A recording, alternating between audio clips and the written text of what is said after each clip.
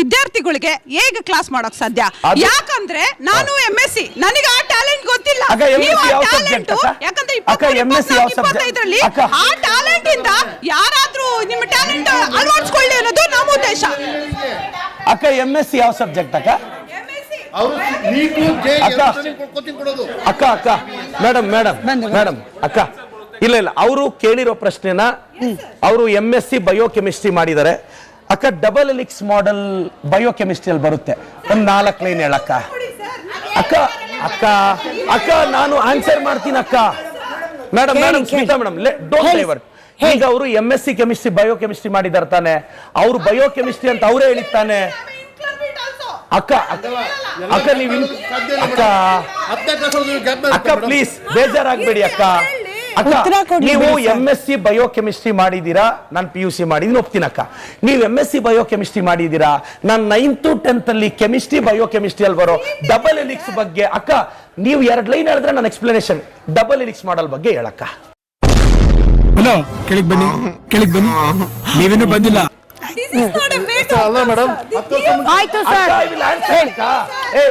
ಒಂದ್ ನಿಮಿಷ ಅಕ್ಕ. ಮೇಡಮ್ ಅವರು MSc ಬಯೋಕೆಮಿಸ್ಟ್ರಿ ಮಾಡಿದ್ದಾರೆ. Biochemistry first chapter nucleic acids ಅಂತ. Double helix model of DNA was given by Watson and Crick in 1953. Belongs ಅವರು ಹೇಳ್ತಿದಾರಲ್ಲ ಮೇಡಮ್, ಹೇಳ್ತಿದಾರಲ್ಲ ಅವರು ಹೇಳಿದ್ದಾರೆ. ಕ್ವೆಶ್ಚನಿಗೆ ಬನ್ನಿ. 1 minute. ಕ್ವೆಶ್ಚನಿಗೆ ಬನ್ನಿ. Double helix model of DNA was given by Watson. ಆಯ್ತು ನೋಡಿ ಸರ್, ಅವರು ಅರ್ಹತೆ ಏನು ಅಂತ ಹೇಳಿದ್ರು. ಅವರು 2 ಲೈನ್ ಹೇಳ್ಬಿಟ್ಟು ಸಾಬೀತುಪಡಿಸಿದ್ದಾರೆ. ಮುಗ್ದೋಯ್ತಲ್ಲ. ನೀವು ಪ್ರಶ್ನೆಗೆ ಬನ್ನಿ. One chain runs in 5 prime prime, other chain runs in 3 prime prime. The two strands are arranged like a spiral staircase which are ladder. One full turn of helix is called gyre. Each gyre accommodates 10 best pair. Adenine pairs with thymine, guanine pairs with cytosine. 2 hydrogen bonds with adenine thymine. 3 between cytosine guanine. Charge are full applicable to double strand of DNA. ನಿಮ್ಮ ಅಮ್ಮನ ಪಿಂಡ ಯಾವ ಬೋಳಿ ಮಗನಿಗೆ ಅರ್ಥವಾಗುತ್ತೆ? ಇದು biochemistry first chapter. Madam biochemistry ಮಾಡಿದ್ರು ನಿಮ್ ಕೈಯಲ್ಲಿ ಹೇಳಕ್ ಆಗ್ತಿಲ್ಲ. ನಾನು PUC ಮಾಡಿ ಹೇಳ್ತಿದ್ದೀನಿ. ಚಪ್ಪಾಳೆ ಅಂತ ಹೇಳ್ಕೊಳ್ತಾ ಇದ್ರೆ ಇವತ್ತು ಹೇಳ್ತಾ ಇದ್ರ ಅಯ್ಯೊಮ್ಮೆ 800 ಕೋಟಿ ಅಂತ. ಸರಿ ರೇ, ನೇಪಾಳದಲ್ಲಿ ಆಗ್ತಾ ಇರೋದು ಏನಕ್ಕೆ ಸರ್? ಪಾಯಿಂಟ್ ನೇಪಾಳದಲ್ಲಿ ಆಗಿರೋದು ಏನಕ್ಕೆ? ನಿಮ್ಮಂತ ರಾಜಕಾರಣಿಗಳೇ ಕಾಂಪ್ಲೆಕ್ಸು ಮಾಲು ಅದು ಇದು ಮಾಡ್ಕೊಂಡು ಬಡವ ಆಗಿದ್ದವನು 800 ಕೋಟಿಗೆ ನೀವಿದ್ದೀರಾ. ಪಪ್ಪಿದು ಬರೀ ಅಕ್ರಮವಾಗಿರೋದು ಎಷ್ಟು ಕೋಟಿ ಸಿಕ್ಕಿದೆ. ಈ ತರ ಆದಾಗ ನೆಕ್ಸ್ಟ್ ನಮ್ಮ ಕರ್ನಾಟಕದಲ್ಲೂ ಹಂಗೆ ನಾನು ಯೂತ್ಸೆ ನೀವು ಯೂತ್ಸೆ ದಂಗೆ ಇದ್ದಾಗ ನೀವು ಯಾವ ನಿಲುವು ತಗೊಳ್ತೀರಾ? ಅದ್ರ ಬಗ್ಗೆ ನಿಮ್ಮ ಸ್ಪಷ್ಟನೆ ಬೇಕು. ಯಾಕೋ ನನ್ಗೆ ಟಾರ್ಗೆಟ್ ಮಾಡಿದೀಯಾ? ನಾನು ನಿನ್ಗೇನ್ ಅನ್ಯಾಯ ಮಾಡಿದೀನೋ ಹೇಳ್ಕಂದ.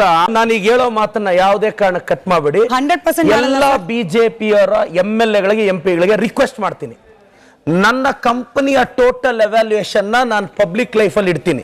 ನನ್ನ total evaluation 25% straight away Hindu temples ಅರ್ಚಕರ ಅವರ ಮಕ್ಕಳ ಭವಿಷ್ಯಕ್ಕೆ ಬರೀತೀನಿ. ಅವ್ರು ತಾಕತ್ತಿದ್ರೆ ಕೊಡ್ತಾರ. ಸತ್ಯ ಹೇಳ್ರಿ, ಸುಳ್ಳು ಹೇಳಕ್ ಹೋಗ್ಬೇಡಿ. ನನ್ನ ಹೆಸರು ಭಾರ್ಗವ್ ಅಂತ, ನಾನು ಲಾ ಸ್ಟೂಡೆಂಟ್. ನಾನು ಕೇಳ್ತಿರೋ ಪ್ರಶ್ನೆ ಯಾವುದೇ ರಿಲೇಟೆಡ್ ಕಾಂಟ್ರವರ್ಸಿ ಅಲ್ಲ. ಇತ್ತೀಚೆಗೆ ನೀವು ನೋಡ್ಬೋದು controller and auditor general of India report ಬಂದು ಕರ್ನಾಟಕದ ಬಗ್ಗೆ. ಸೊ ಅವ್ರು ಏನು ರಿಪೋರ್ಟಲ್ಲಿ ಹೇಳಿದ್ದಾರೆ ಅಂದರೆ ಕರ್ನಾಟಕದ ಸಾಲ ಹತ್ತತ್ರ 63,000 ಕೋಟಿ ಇನ್ಕ್ರೀಸ್ ಆಗಿದೆ ಈ ವರ್ಷ. ಕಳೆದ ವರ್ಷ 27,000 ಕೋಟಿ ಗ್ಯಾರಂಟಿಗೆ ತೊಗೊಂಡಿದ್ರು. ಈ ಸತಿ 63,000 crore which is 36,000 crore more. And capital ಎಕ್ಸ್ಪೆಂಡಿಚರ್ಗಂತ 5,300 ಕೋಟಿಗೆ ಅಂತ ಇಟ್ಟಿದ್ದು ನೆಕ್ಸ್ಟ್ ಅಡಿಷ್ನಲ್ನ ಗ್ಯಾರಂಟಿ ಸ್ಕೀಮ್ಸ್ ಬಳಸ್ಕೊಂಡಿದ್ದಾರೆ. ಸೊ ದೇಶದಲ್ಲಿ ಏನಂತ ಡೆವಲಪ್ಮೆಂಟ್ ಆಗಬೇಕಂತಿದೆ ಅದೆಲ್ಲ ಈ ಥರ ಗ್ಯಾರಂಟಿ ಸ್ಕೀಮ್ಸ್ ಹೋಗ್ತಾ ಇದೆ. ಅದಲ್ಲದೆ ವರ್ಷಕ್ಕೆ 12% ಎಕ್ಸ್ಪೆಂಡಿಚರ್ ಗ್ರೋತ್ ಆಗ್ತಿದೆ. ನೀವು ಹೇಳ್ದಂಗೆ 55,000 crores ಅಲ್ಲ, ಇಟ್ಸ್ 60,000 crores.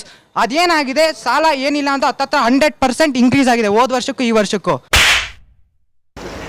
ಕೊಟ್ಟು ಮಾತಿನಂತೆ ನಡ್ಕೊಂಡಿದೀವಿ. ಹೇಳಿ ಸರ್. ಈಗ ನೀವು ಬೆಂಗಳೂರಲ್ಲಿ ನಮ್ಮ Shivajinagar bus stop, Chamarajpet bus stop, ಬೆಂಗಳೂರಲ್ಲಿ ನಾನು ಹಳ್ಳಿ ವಿಸಿಟ್ ಹೋದಾಗ ನಿಜವಾದ ಬಡತನ ನಾನು ನೋಡಿದ್ದೀನಿ ಮೇಡಮ್. ನಿಮಗೆ ಗೊತ್ತಿರಲಿ, ಇಂಡಿಯಾದಲ್ಲಿ ಪರ್ ಕ್ಯಾಪಿಟಾ ಇನ್ಕಮ್ ಅಲ್ಲಿ ನಾವೇ ನಂಬರ್ 1. ನಾವು ನಂಬರ್ 1 ಆದ್ರೂ ಒಬ್ಬರ ಆದಾಯ ಎಷ್ಟು ಗೊತ್ತಾ ವರ್ಷಕ್ಕೆ?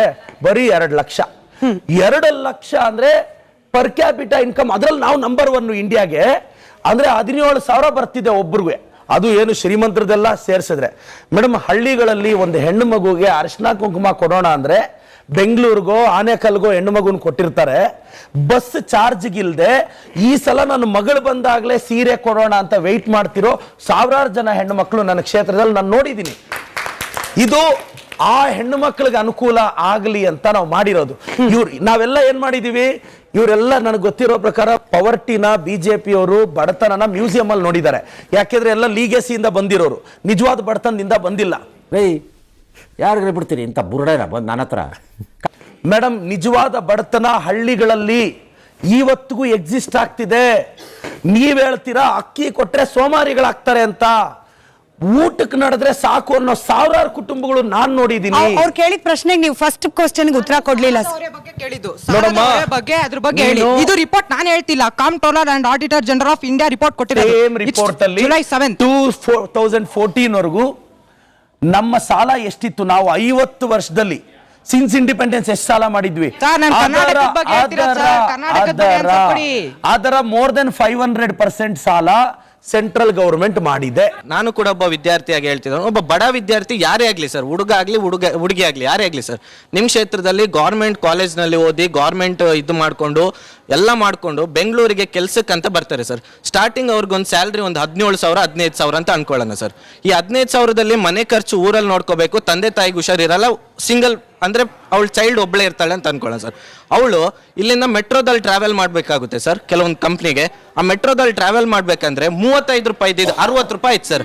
ಅಲ್ಲಿ ಡಬಲ್ ಆಗಿದ್ದಾಗ ಯಾವುದು ಉಳಿತಾಯ ಸರ್? ಅಲ್ಲಿ ನೀವು 2,000 ಕೊಟ್ಟರು ಏನು ಬಿಟ್ಟರು ಏನು ಸರ್, ಇಲ್ಲೇ ಹೋಗ್ತಿದೆ ಅಲ್ವಾ?